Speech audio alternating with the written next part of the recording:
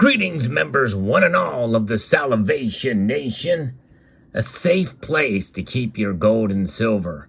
That is a topic of discussion that has happened many times in this community and specifically on this channel.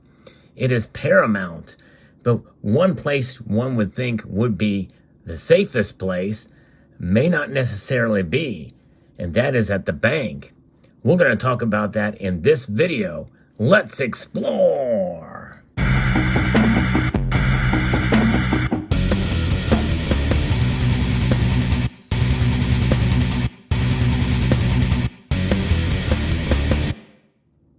So just how safe are these safe deposit boxes at the bank? I've talked about this topic before, but I've done some research on my own, talking to several different banks about safe deposit boxes. There are terms of agreement whenever you sign a lease in order to rent space at a safe deposit box. We're going to talk about the pros and cons of that in this video.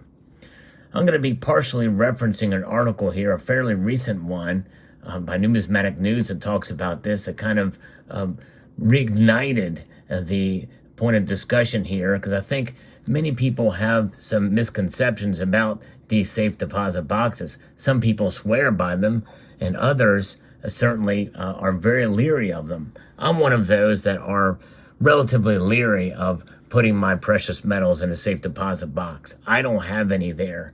Others, not necessarily so.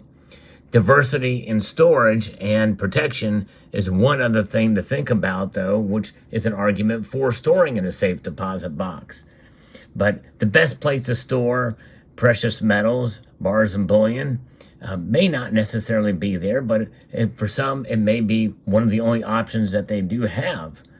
The options of hidden work or home storage or home work safes, bank and credit union safe deposit boxes, vault storage is another way that are operated by financial institutions, and also vault storage that's not affiliated with financial institutions. I covered a story in the news quite a while back about people who had non-financial institutions storage of precious metals, and it all got seized. Pretty crazy. There is no one-size-fits-all solution. There is no foolproof method of safety to prevent your precious metals from, number one, getting stolen. That's the biggest fear that we have. But also in terms of fire or safety hazards and that type of thing. There's always some level of a risk whenever you store your precious metals. Bank and credit union safe deposit boxes are an option well suited for many people to hold at least a portion of such valuables. They've got an excellent track record of the contents not being burglarized. So that's kind of the least of the worries in some cases. They can usually be leased relatively near to where you live or work and have far lower cost than vault storage. However, there are costs and fees associated with them. And there's also limitations in that you can only access these safe deposit boxes at times when the bank or credit union is open. Some of these vaults are cleaned with harsh chemicals that may emit vapors that affect your holdings. And that is something that many people don't think about. I think that's a great point, as noted here by the author of this piece, Pat Heller, on Numismatic News. I really didn't think about that. Cleaned with harsh chemicals that could potentially cause some surface damage to your coins. There's no insurance for risk of loss offered by the bank or credit union. They are not FDIC insured. And if there are multiple signatories on a box, items might be removed by one party without the knowledge of the other signatories. Now, obviously, that is something you just work out with either your family member or some other friend, whoever who may have access to them. You have to trust whoever's the signatory. If considering the use of a bank or credit union safe deposit box, you also need to review the lease agreement to ascertain if cash, precious metals, bullion, coins, or bars, or numismatic collections are prohibited from storage in such boxes. And that may seem kind of crazy to think about, but yes, there may be some common prohibitions from one institution to the other. Some banks and credit unions do not allow safe deposit boxes to store cash or bullion or collectible numismatic items. That's kind of crazy. On page 2 of the JP Morgan Chase Bank Safe Deposit Box Agreement, it states, it should be noteworthy that we're talking about JP Morgan here. This is interesting. The JP Morgan being the largest custodian of the Silver Shares Trust, the SLV, which is a massive derivative market. Anyways, the prohibitive contents of the box are as follows.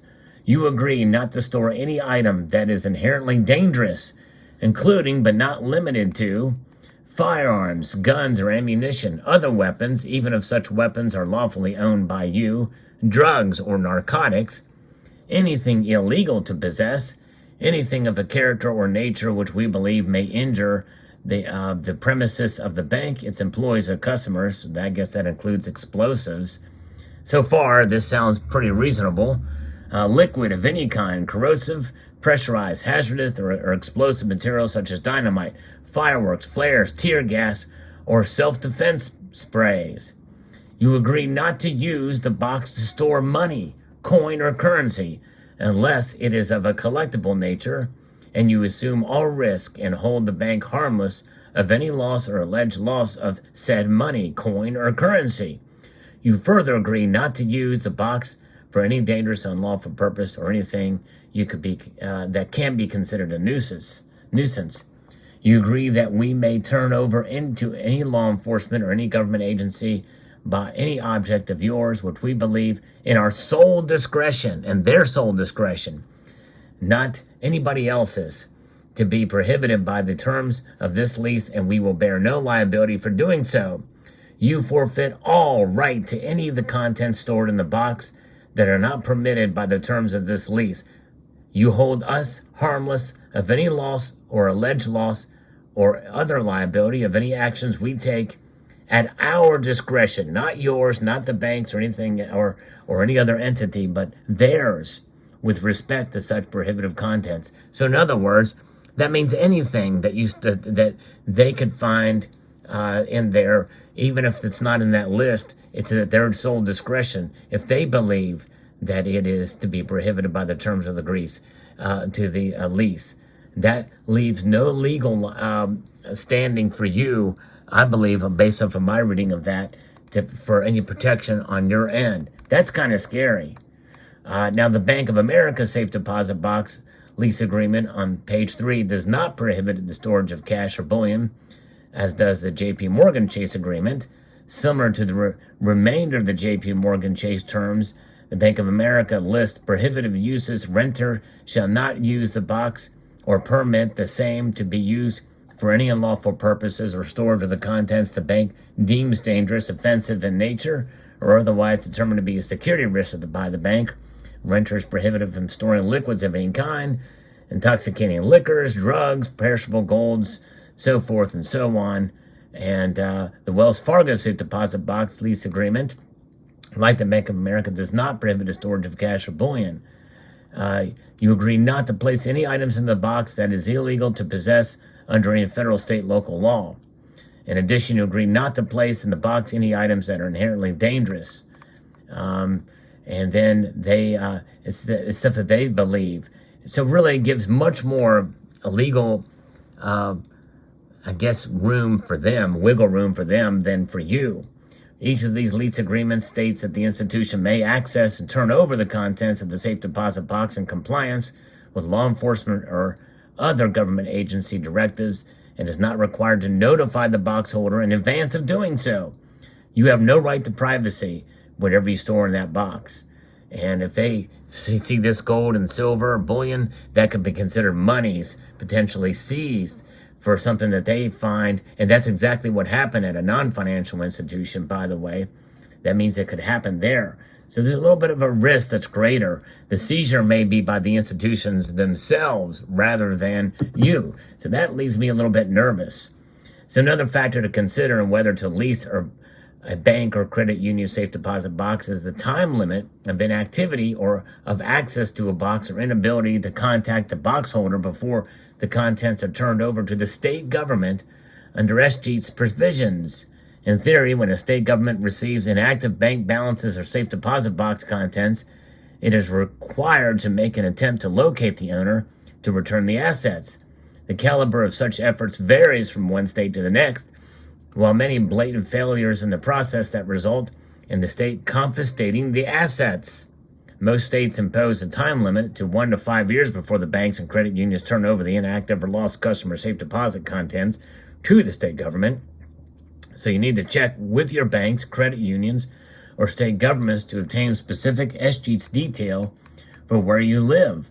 As governments go deeper in debt, there's a risk that they may impose greater restrictions on what banks and credit unions may allow or prohibit customers in storing safe deposit box assets that may create suspicion of unreported, untaxed cash or assets. If you currently use a safe deposit box to store cash, precious metals, bullion, coins, and bars, or a numismatic collection, you should check your lease each year for any changes in prohibited contents. It can change from year to year, and you know that fine print, people typically don't read it. So it is something to consider.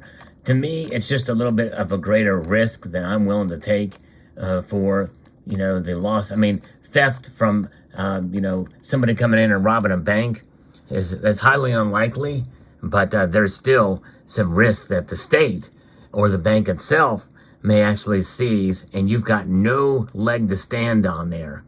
Now, I know some may see this as being a little bit overblown in my skepticism about safe deposit boxes, because there are good members of this community who are willing to take that risk.